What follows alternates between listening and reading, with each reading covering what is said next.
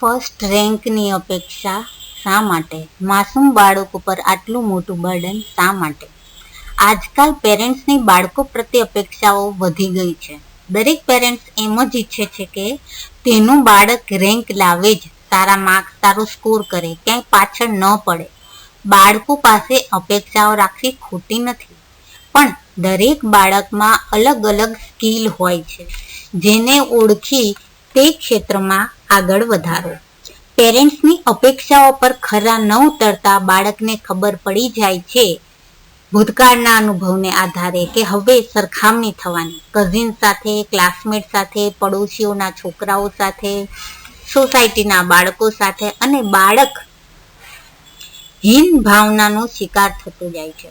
અને બાળક મારના ડરથી કે કશુંક સાંભળવાના ડરથી તમારાથી બધું છુપાવતું થઈ જાય છે, ખોટું બોલતું થઈ જાય છે. તે ક્યાંક અંદર ખૂણેથી હતાશા, નિરાશાનો શિકાર બને છે. પરીક્ષા એના માટે ઉત્સવ નહીં, પણ એક મોટી સજા બનીને આવે છે, અને બાળક અને પેરેન્ટ્સ વચ્ચે ડિસ્ટન્સની શરૂઆત થવા લાગે છે. આખો દિવસ સ્કૂલ, ટ્યુશન, હોમવર્ક અને પાછું વીકલી ટેસ્ટ, યુનિટ ટેસ્ટ, વાંચનમાં એટલું તેનું ટાઈમ ટેબલ બિઝી થઈ જાય છે કે બાળક તેનું બાળપણ માણી જ શકતું નથી. તમારા બાળકને સમજો, એની સ્કિલ, આવડત, રસ, રુચિને ઓળખો અને એ દિશામાં આગળ વધારો. બાળકને બાજુમાં બેસાડી હેતથી કહો, બેટા, તારાથી થતી 100% મહેનત કર. એક એક ટોપિક સમજ, લખ, વાંચ, મનન કર, વિચાર કર.